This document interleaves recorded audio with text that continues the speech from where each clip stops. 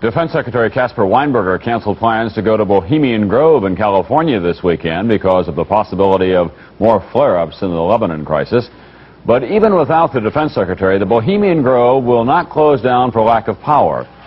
And what is the Bohemian Grove? Well, it's a kind of summer camp for the powerful, an all-male gathering in great secrecy.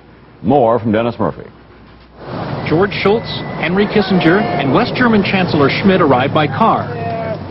The chairman of General Motors and U.S. Steel came in by private jet.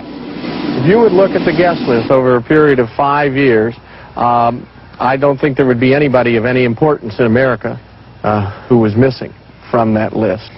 Cabinet officers and captains of industry are going to summer camp at Bohemian Grove, an all-male retreat secluded in the Redwood Forest 2 hours north of San Francisco. Outsiders are not invited.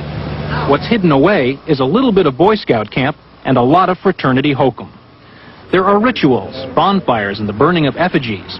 The members live in lodges with names like Wolf and Caveman. Gerald Ford, Henry Kissinger, William French Smith, and George Shultz are bunkmates at Mandalay Camp. President Reagan's camp, Owl's Nest, is famous for its Eggs Benedict and Ramos Gin Fizz breakfast.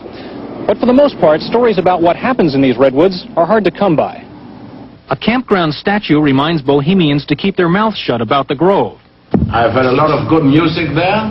I've met a lot of interesting people, and I look forward to listening to music again. But there are employees who tell tales out of school. I mean, half of these guys, from what I can tell, stay loaded or stay bombed, the entire time that they're there. I mean, they stagger into breakfast and stagger out from dinner. But at the same time, they're talking business.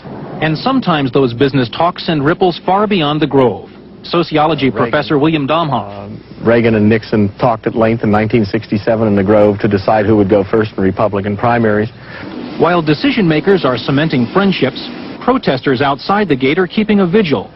To them, the Bohemian Grove is an all-white, all-male, undemocratic policy-making arm of the government. They want the Bohemians to go home. But summer camp won't end until next week. Dennis Murphy, NBC News, Monterey, California.